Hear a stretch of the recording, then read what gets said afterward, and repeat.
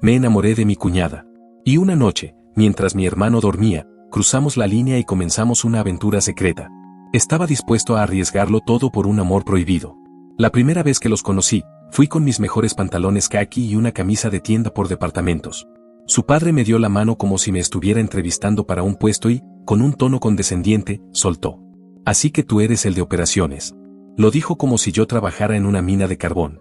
La cena fue todo un show, copas de cristal hasta para el agua, 3 tipos de tenedores y preguntas sobre mi plan a 5 años o mi portafolio de inversiones, cuando lo único que yo tenía era una cuenta de ahorros con $20 y la esperanza de que mi coche aguantara otro año. 6 meses antes de que yo siquiera pensara en proponerle matrimonio, su padre me interceptó en una reunión familiar. Pensé que me daría algún consejo financiero, pero sacó una carpeta de cuero y empezó a hablar de acuerdos prenupciales como si estuviera ofreciéndome café. Es solo buen negocio, dijo. Nada personal. Protege a todos los involucrados. Cuando por fin le propuse matrimonio a Samantha con un anillo financiado en 18 meses, sus padres me invitaron a su casa para hablar de la boda. En realidad, me encontré con su abogado sentado en la cocina y un archivador lleno de pestañas de colores. El contrato parecía un manual para lanzar misiles, propiedades separadas, renuncia a manutención, protecciones de herencia y, la joya de la corona, una cláusula de infidelidad. Si uno engañaba y se podía demostrar con preponderancia de evidencia básicamente, estar bastante seguros, esa persona perdía el derecho a que el otro pagara sus gastos legales. Su madre sonrió y dijo, si nadie planea engañar, no debería importar, ¿verdad? El ultimátum fue claro, firmaba o no había boda. Esa noche llamé furioso a mi amigo Anthony De Luca. Él me soltó. Si no piensas engañar y no quieres su dinero, firma y cásate con la chica. Así que fui con un abogado barato, de esos que tienen la oficina entre una peluquería y un local de comida rápida. Me dijo que el documento era agresivo, pero legal, típico de gente con dinero. Me preguntó si estaba cómodo con los términos, y yo, ingenuo y enamorado, dije que sí. Nos casamos en una ceremonia hermosa, pero controlada al milímetro por sus padres. Yo quería DJ, ellos contrataron un cuarteto de cuerdas. Yo quería barra libre, ellos sirvieron cócteles con nombres impronunciables. No me importó. Me casaba con Samantha, no con la boda. Los primeros años fueron buenos. Nos mudamos a una casa modesta en las afueras, con 3 habitaciones, 2 baños y un pequeño jardín. Después llegaron los niños, primero Alexis, luego Michael, después Christopher y, por último, Isabella. Samantha decidió quedarse en casa y yo me convertí en el único sostén. Me levantaba a las 5:30 para ir al gimnasio antes del trabajo, porque era el único momento del día que era solo mío. Ascendí poco a poco, coordinador, analista, supervisor y finalmente gerente. Más responsabilidad, más estrés, y más dinero. Invertía tiempo y esfuerzo en asegurar el futuro de la familia. Los fines de semana aprendía a reparar cosas para no gastar en profesionales. Entre semana, la rutina era casi automática. Ayudar con tareas, cenar, bañar a los niños, leerles un cuento y caer rendido en el sofá. Los fines de semana eran para partidos de fútbol, cumpleaños y mejoras en la casa. Refinanciamos la hipoteca cuando bajaron las tasas, pasamos de 30 a 15 años y, sin cambiar mucho el pago mensual, nos ahorramos casi $100,000 en intereses. En ese momento, incluso Samantha y sus padres lo reconocieron como un gran acierto. Ellos venían de visita, traían regalos caros y comentaban lo encantador que era el barrio con un tono que decía lo contrario. Pero parecía que aprobaban nuestra vida. Incluso su padre me felicitó una vez por el césped, que para él era como darme una medalla. El prenupcial se volvió una broma recurrente en las reuniones familiares. En Navidad, su madre decía, menos mal que firmaron, así todo es más simple. Su padre asentía como si hubiera inventado la rueda. Yo sonreía y cambiaba de tema. Debo decir que Samantha era excelente como madre. Tenía la casa bajo control, conocía a todos los profesores, organizaba las actividades de los niños y se anticipaba a cualquier problema. Yo me ocupaba de las finanzas y el mantenimiento, ella, de la logística y el lado social. Éramos un equipo. Hace 3 años pagamos la casa por completo, 12 años antes de lo previsto. Todo gracias a la refinanciación y a destinar cada bono, devolución de impuestos o dólar extra a la hipoteca, como si la casa nos debiera dinero. Los niños crecían bien, la casa era nuestra, el trabajo estable y las finanzas sólidas. Teníamos problemas normales, soluciones normales. Yo creía que lo habíamos conseguido. Pero entonces las finanzas de sus padres empezaron a tambalearse, y todo cambió. Cerca del año 15 de nuestro matrimonio noté pequeños cambios en ellos. Dejaron de presumir de viajes o coches nuevos. Su padre empezó a preguntarme por mi plan de jubilación y si creía que el oro era una buena forma de protegerse de la inflación. Fue un mal año en los mercados, decía, y usaba eso como excusa para todo. Cancelaron su membresía en el club de campo, vendieron la casa de vacaciones en la montaña para simplificar y cambiaron el Mercedes por un Honda. Querían aparentar normalidad, pero las grietas se notaban. El hombre que antes hablaba de inversiones como si fuera el hermano listo de Warren Buffett, ahora discutía sobre opciones conservadoras y proteger el capital. En otras palabras, estaba asustado y sin un plan. Resultó que habían metido todo su dinero en un esquema que prometía rendimientos garantizados en mercados emergentes y, claro, fue demasiado bueno para ser verdad. Cuando se desplomó, arrastró la mayor parte de su dinero. Y después llegaron las demandas. Su padre estaba metido en pleitos por ambos lados, demandando a quienes le vendieron la estafa y siendo demandado por otros inversores que creían que él debía haberlo previsto. Los honorarios legales devoraban lo poco que quedaba, y no eran abogados baratos. Eran firmas de renombre que cobraban $800 la hora para discutir responsabilidades. Samantha lo llevó muy mal. Había crecido creyendo que sus padres eran intocables económicamente, y de pronto los veía comprando en tiendas de descuento. No era una tragedia real, pero para ella fue como ver a Superman recibir una paliza. Empezó a pasar más tiempo con ellos, sentada en la sala recordando viejos tiempos y quejándose de abogados. Lo entendía, la familia es la familia. Pero eso significaba que estaba menos presente en nuestro hogar.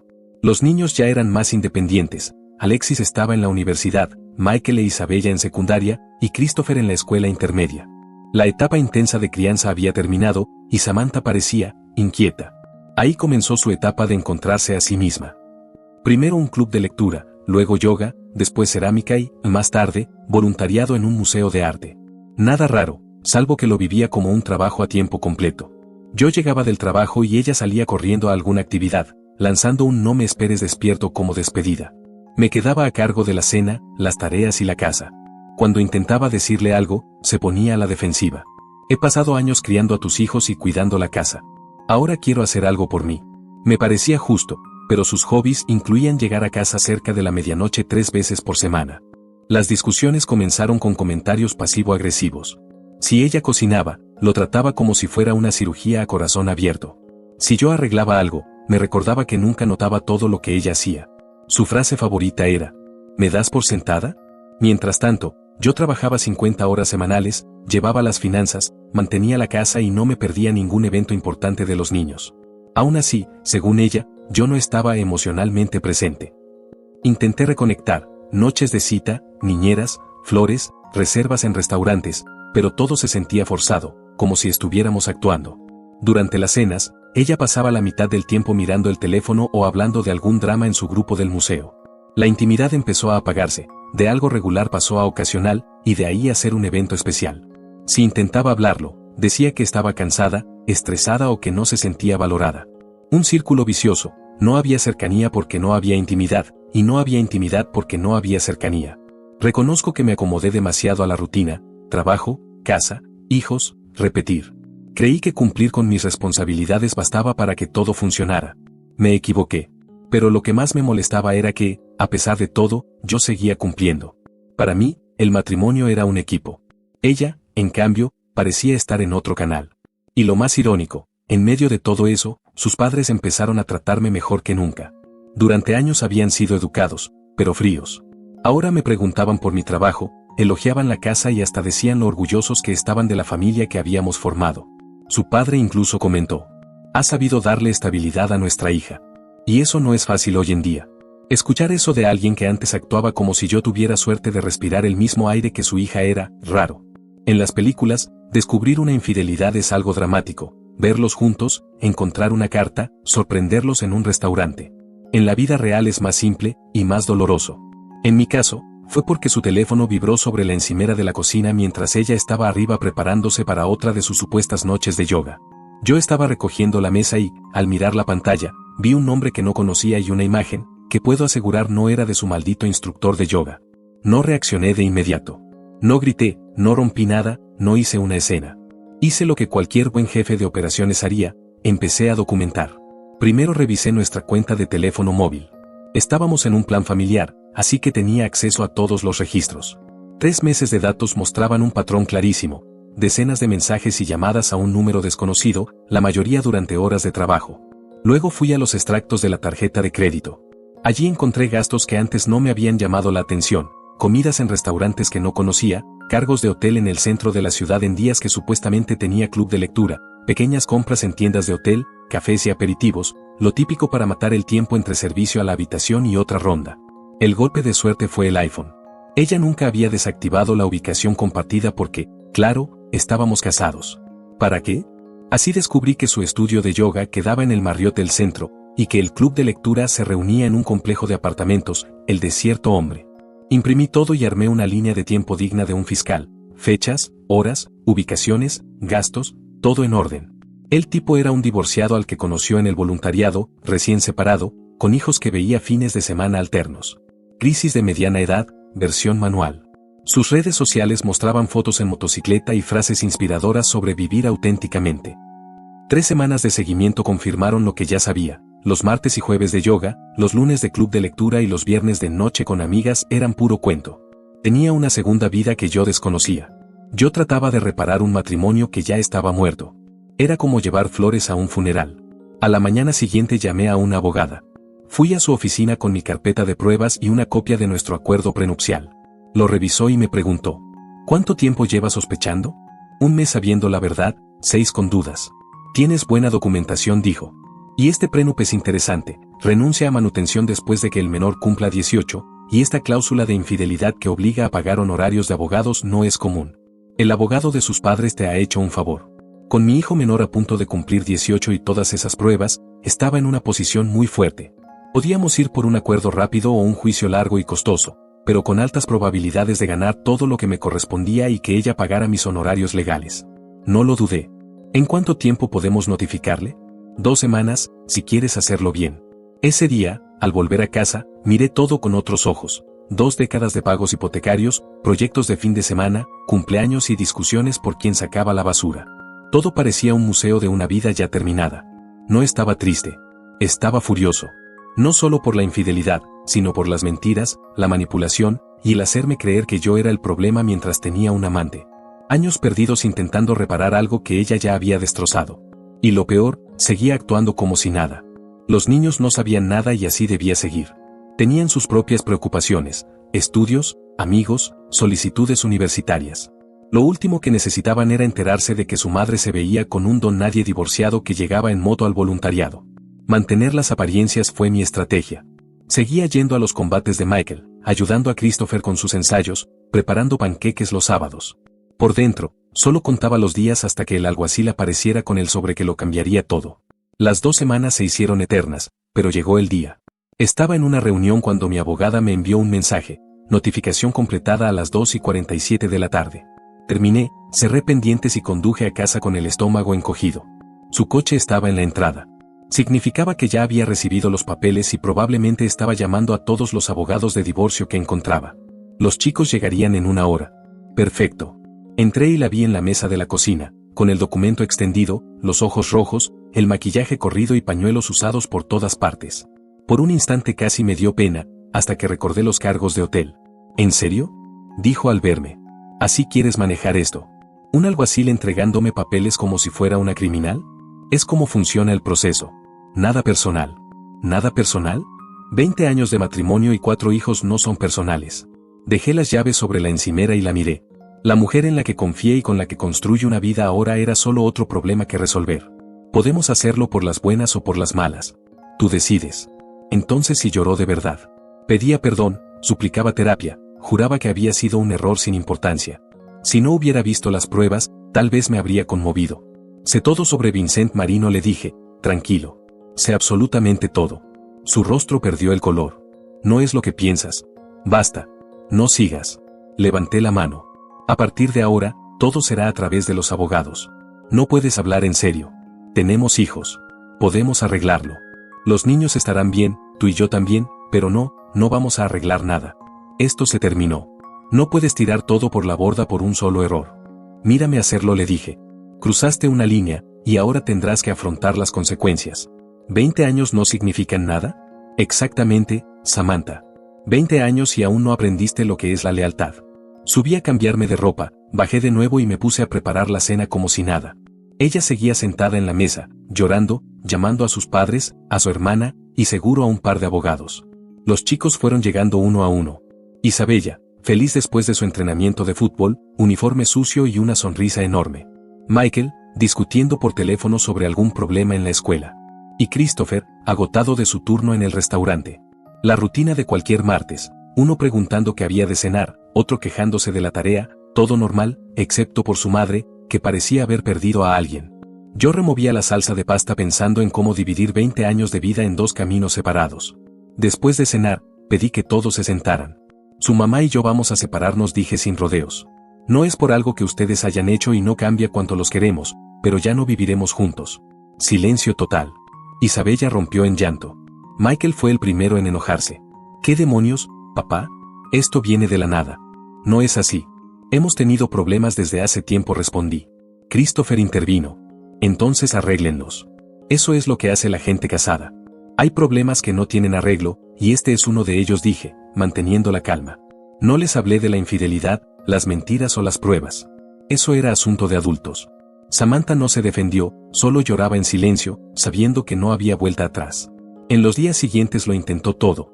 Llorar, suplicar, negociar, amenazar, llamar a mi familia y amigos. Propuso terapia una y otra vez. Prometió dejar a Vincent Marino. Nada funcionó. Mi corazón llevaba apagado mucho tiempo. Me mudé a la habitación de invitados y empecé a vivir como un inquilino. Los chicos se adaptaron antes de lo que esperaba, pero Samantha comenzó a usarlos como mensajeros. Dile a papá que vayamos a terapia, dile que está destruyendo a la familia. Manipulación pura. Ese fue el punto de quiebre, de separación pasé a divorcio definitivo. Llegó el cumpleaños 18 de Isabella. Ella quería algo sencillo.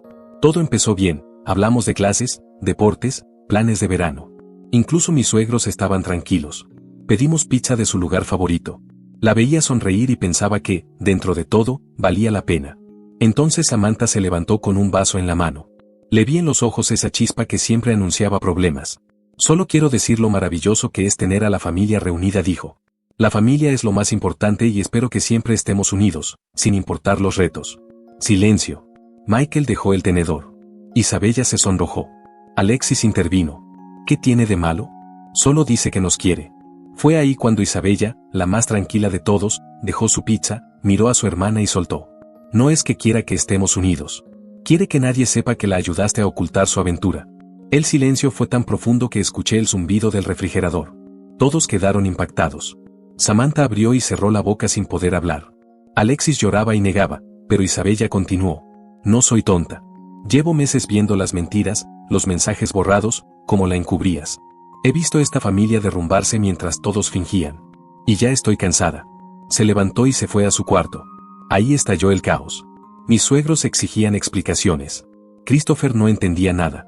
Michael me miraba como si le hubieran revelado que Papá Noel era un asesino. Me levanté y dije con tono seco. La fiesta se acabó. Todos, fuera.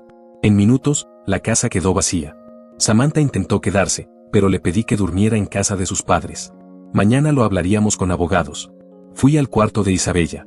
Siento que tu cumpleaños terminara así. No está arruinado, me dijo. Estoy cansada de que todos finjan. Me siento mejor así. Eres muy lista, murmuré. ¿Desde cuándo lo sabes? Desde el verano pasado. Volví antes de tiempo del campamento y vi el auto de mamá en un edificio de apartamentos. Cuando le pregunté, me mintió. Ahí empecé a notar todas las demás mentiras. Le pregunté por qué no me lo había contado, y me respondió que podía decir, que yo tenía que darme cuenta solo. La abracé y le di las gracias. Esa noche, Michael me encontró en la cocina y me preguntó cuánto tiempo sabía que su mamá me engañaba. Le dije que unos meses, y que Alexis también lo sabía. Él se quedó en silencio y luego dijo que era algo muy jodido. Tenía razón. 8 meses después, la etapa de descubrir la verdad terminó. Las negociaciones no avanzaban, y mi abogada estaba feliz revisando el caso. La ironía era fuerte. Los padres de Samantha hicieron un acuerdo prenupcial para proteger su dinero de un supuesto cazafortunas, pero ahora ese mismo documento la perjudicaba a ella por la infidelidad. El acuerdo decía que no habría pensión después de que el menor cumpliera 18, y eso ya pasó. Gracias a la cláusula de infidelidad, Samantha pagaba sus abogados y los míos. Ya había gastado 30,000 pesos, yo unos 8,000 pesos que recuperaría. La casa valía 400,000 pesos y estaba pagada. Yo había cubierto todos los gastos desde la separación, así que desconté esos 24,000 pesos de su parte. Quería quedarse con la casa, pero no podía comprarme mi parte porque no tenía ingresos ni respaldo financiero.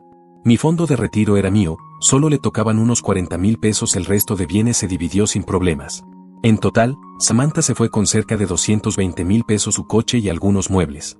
No era poco, pero no le alcanzaba para su estilo de vida anterior. Yo me quedé con 200,000 pesos de la casa, mi fondo de retiro, el coche y sin obligaciones hacia ella, que había destruido nuestro matrimonio. Ella tuvo que empezar a buscar trabajo y vivir con sus padres, quienes estaban arruinados y enfadados. Sus hermanos más jóvenes se adaptaron rápido y siguieron con sus vidas. El proceso legal avanzó, y cuando finalmente aceptaron negociar en serio, ya era tarde. Fuimos a juicio. La jueza revisó el acuerdo y las pruebas. Samantha intentó defenderse, pero terminó admitiendo que mintió y que involucró a Alexis para ocultar su aventura. La jueza decidió que el acuerdo se cumpliera y que Samantha pagara los honorarios legales.